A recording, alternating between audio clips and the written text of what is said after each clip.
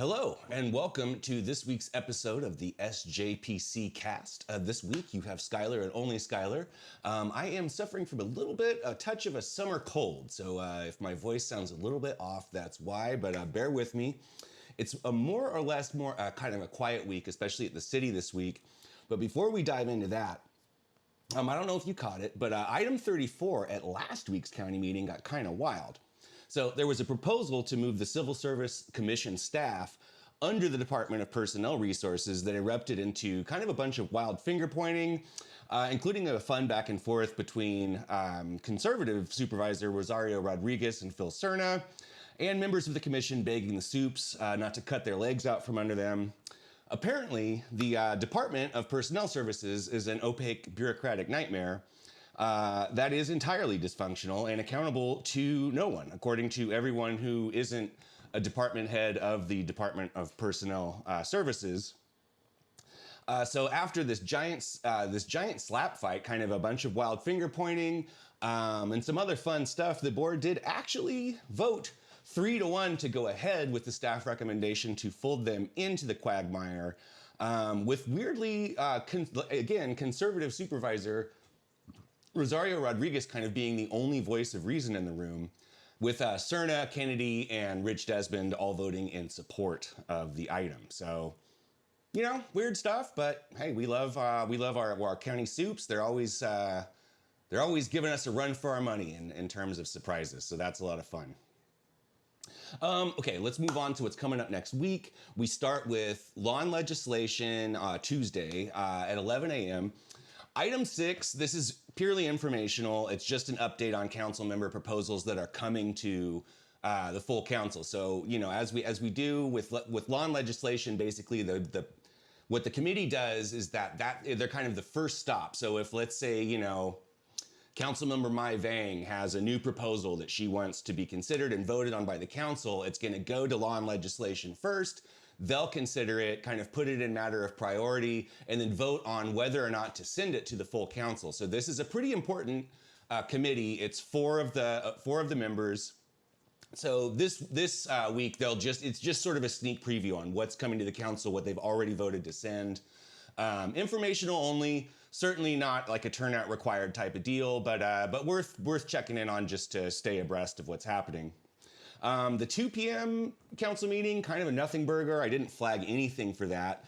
The 5 p.m. one is also purely informational. I flagged it. It's only one item. It's this. They're getting a report on violence prevention and intervention strategies.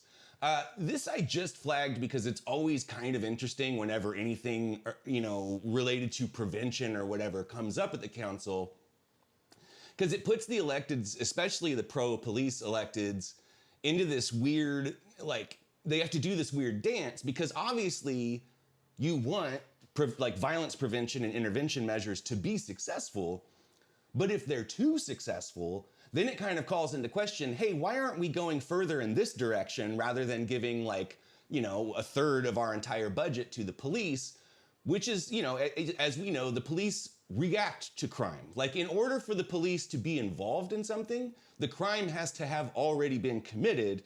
But of course, with preventative strategies, for that, they kind of supersede all of that, which, you know, nobody likes to call the cops, right? So you would think that you would rather have strategies in place to stop the violence from happening in the first place, rather than have it happen and necessitate the police becoming involved. But if that's too successful, then, like I said earlier, it kind of turns us into this thing where it's like, well, then why are we spending all of this money on the police when there's kind of this better option on the table? So just kind of interesting thing to tune into and see how they talk about it, and see if, like, anybody, like, openly derides the efforts, or, because it's like I said, it's a weird dance. So anyway, again, purely informational, turnout not required, but something to tune into to just kind of see what they're doing. The County Board of Supervisors themselves does not have a meeting next week, but the County Sheriff Review Commission does. This is at 6 p.m. on Tuesday, so after the violence thing or perhaps during it. But item 4 is a proposal for a report, Automated Camera Surveillance Systems, Inventory, Capacity, access, and governance. Now, to be clear, this is not like a vote on anything. This isn't the Board of Supervisors doing anything. It's just the commission requesting a report to fill us in on how all those things are working, specifically in regards to AI enhanced systems like flock cams or any other ALPRs or ALPRs, automated license plate readers, which are becoming ubiquitous nationwide, but also are sort of in the process of being rejected by a lot of local municipalities. For instance, Santa Cruz and Grass Valley have outlawed this tech, or at least put heavy sanctions on it. Auburn is also talking about it this week, I believe. I mean, obviously, if you're not, I'm sure if you're listening to this, you already know about flock cameras, but kind of the idea behind it is nobody has any idea how much data these things are collecting, how long it's stored for, who has access to it, who it's being shared with. And obviously, like, the sheriff's department has kind of been leading this effort to fold us in with the workings with the federal government via these fusion centers, like, so that, you know, there's a lot of data sharing happening between the county and ICE and the Department of Homeland Security.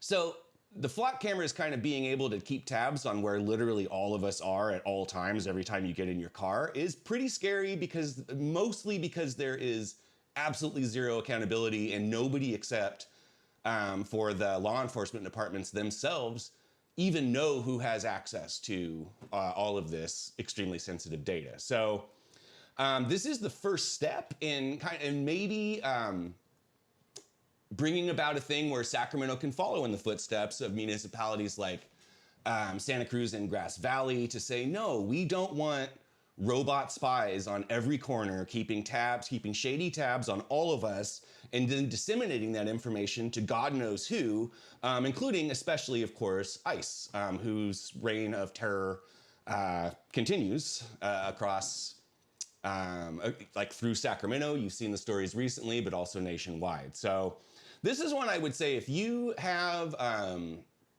your Tuesday evening free, this one might be worth attending just to show up and show support. Because the commission this is a commission that faces an uphill battle all the time because the sheriff isn't elected. The sheriff, like, technically the board can't tell the sheriff what to do. And because of that, the sheriff kind of just wipes his ass with most of the recommendations that he doesn't like from the Oversight Committee or the Oversight Commission. And it's easy for him to do that if no one is paying attention and if the community is not showing support, but it's harder for him to do that if there's a bunch of people showing up and making public comment and expressing solidarity and support for the item. So if you're available to be at the county building at 6 p.m., I think this is a good one to do. Anyway, that's it for this week. As always, thank you for listening.